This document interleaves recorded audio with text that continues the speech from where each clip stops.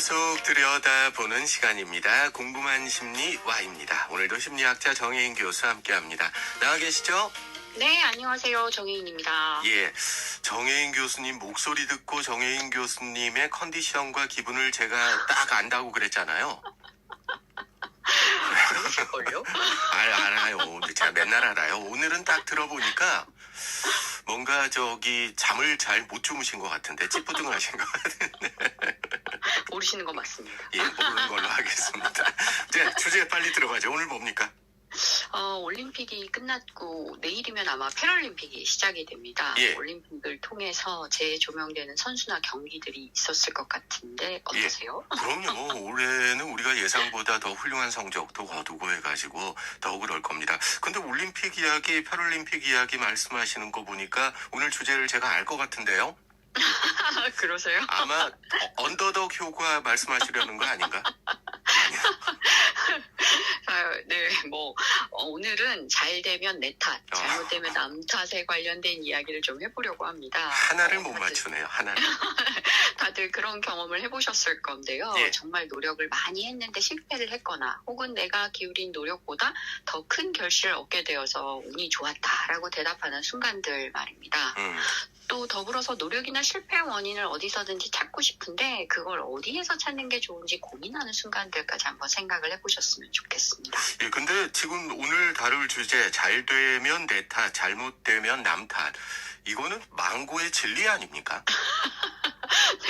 쓸 수도 있는데요. 예. 이렇게 잘 되면 내 탓, 잘못되면 남 탓을 심리학에서는 귀인 이론이라고 합니다. 그런데 이 귀인 이론에서 사람들은 분명하고 틀림없는 것에서 원인을 찾지는 않습니다. 예상하지 못한 사건이나 부정적이고 고통스러운 사건일 경우에 주로 귀인을 하고 싶어 합니다. 그러고 그 같기도 해요. 이야기 듣고 보니까요. 좀 더 해주세요. 네, 귀인을 크게 4가지의 기준을 바탕으로 만들어지는데요. 첫 번째는 원인의 위치입니다. 이 위치를 어떤 개인의 내부에 두느냐, 외부에 두느냐입니다. 내부에 둔다면 성격, 동기, 기분, 태도, 능력 등에 따라서 성공과 실패가 이루어진다고 생각하는 것이고요. 만약 그 반대로 외부에 둔다면 문제의 어려움의 정도나 환경, 운, 상황, 타인 등이 결과에 영향을 주었다고 생각합니다. 첫 번째는 이렇게 생각한다. 이제 외부, 내부. 이게 네, 그렇고요. 두 번째는요? 두 번째는 안정성입니다. 행동의 원인이 안정적인지 변화할 가능성이 있는지를 판단하는 것입니다. 즉 변하지 않고 안정적인가, 상황이나 여건에 따라서 변화가 가능한가입니다. 세 번째는 통제 가능성으로 행동의 원인이 자신의 노력에 따라 달라질 수 있다고 보거나 노력 여하에 관계없이 통제 불가능하다고 인식하는 것입니다. 마지막은 보편성으로 하나의 원인이 다양한 행동을 발생시켰다고 보거나 특정 행동만을 발생시켰다고 인식해서 하나 또는 제한된 영역의 결과와 관련이 있다고 생각하는 것입니다. 말이 조금 어렵습니다만은 정리하면은 위치, 안정성, 통제 가능성, 보편성. 이게 귀인의 네 가지 요소네요. 맞습니다. 네. 야, 이 시험 치면 이런 거 잘 나오는데 1번 아닌 것은 하면서 사실 이 귀인은 타인에 대한 태도나 행동에도 영향을 미치지만 자신의 미래에 관한 기대나 수행에도 영향을 줍니다. 그래서 어떤 행동을 못하게 막으면 그 일에 대한 흥미가 증가하는 현상이 또 생기기도 하는데 이걸 로미오와 줄리엣 효과라고 또 이야기를 합니다. 예를 들어서 미성년자 출입 금지라는 팻말이 딱 붙는 순간 나 저기 더 들어가고 싶어 라는 거라든지 그죠? 또 건강검진으로 금식해라 라고 하는 순간 더 배가 고프다든지 하는 것들을 말합니다. 제가 학창 시절에 공부를 무지하게 잘했거든요. 네. 근데 엄마가 맨날 공부 좀 해라 그래가지고 짜증나서 안 했거든요. 이것도 있습니다. 똑같은 거죠? 네, 맞습니다. 이 어떤 행동을 설명할 만한 외부 보상이 많으면, 아까 좀 전에 말씀하셨던 거는 또 조금 다른 맥락인데요. 외부 보상이 딱 많으면 그 행동에 대한 흥미, 즉 보상 때문에 내적 동기가 떨어지는 현상이 생길 수도 있습니다. 이거를 과정당화 효과라고 하거든요. 그러니까 예컨대 아까 말씀 주셨던 것처럼 내가 진짜 공부가 정말 재미있어서 하는데 엄마가 용돈을 준다거나 아니면 혼낸다거나 이렇게 하게 되면 갑자기 흥미가 뚝 떨어지면서 하기 싫어 길어지게 되는 거죠. 예, 예. 예, 실험을 통해서도 입증이 된 것인데요. 그림을 그리는 아이들에게 보상을 주거나 주지 않은 다음에 그림을 그리는데 보낸 시간을 알아봤습니다. 그 결과 보상을 받지 않은 아이들이 그림을 그리며 보낸 시간이 2배나 더 길었다고 합니다. 즉, 그 행동을 했다고 외부 기인하게 되면 보상이 제공되지 않고 내가 내 안에 있다라고 하면 훨씬 더 그 행동이 더 길어지는 거죠. 그래서 어쨌든 외부에 있으면 안 하고 싶어지는 겁니다. 이게 오늘 이론은 뭐 교육, 아이들 교육 같은 데도 마찬가지일 거고 직장 같은 데서 리더들이 해야 될 것도 그렇고 재밌는데요, 이것도? 네, 맞습니다. 어쨌거나 보상이 오히려 역효과를 낼 수도 있다라는 거 아닙니까? 네.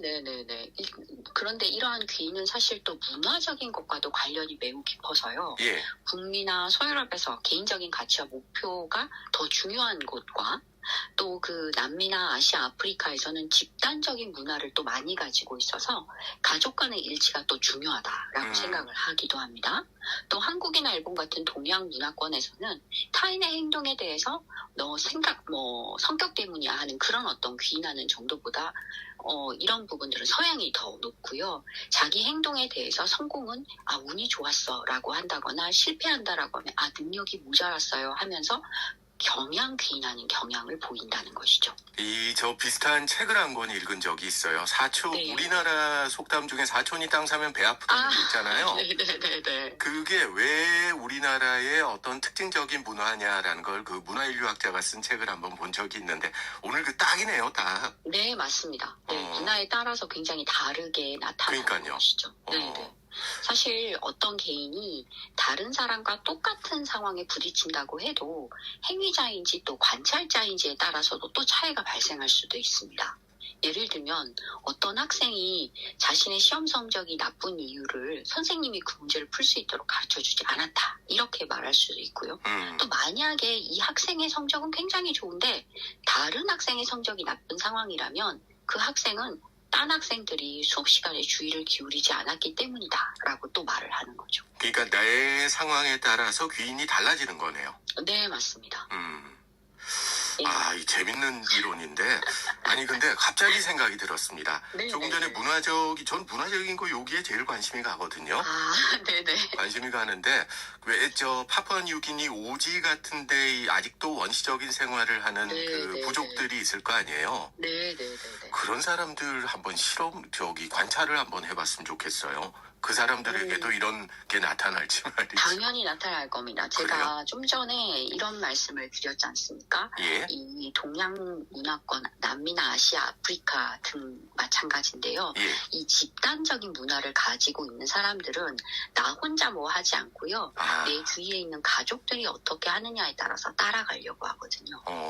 맞네요. 거기도 결국은 집단 문화니까 그런 게 나타나겠네요. 재밌는데요. 따로 이거는 제가 레슨 받으러 한번 가도록 하겠습니다. 자, 오늘 이야기 정리해 주실까요? 네, 제가 오늘 귀인에 대한 어떤 이론적인 맥락과 다양한 예시들을 가져온 것은 때로는 우리가 또 너무 많이 또 자주 누군가의 탓을 찾아내야만 한다고 생각하고 있지는 않은지 한번 생각해 보셨으면 해서입니다. 또 올림픽과 같은 경기에서 우리 팀의 승리로 끝난 경우보다 그렇지 않을 때 더 많은 이유를 또 찾으려고 하지는 않은지 또 여쭤보고도 싶습니다.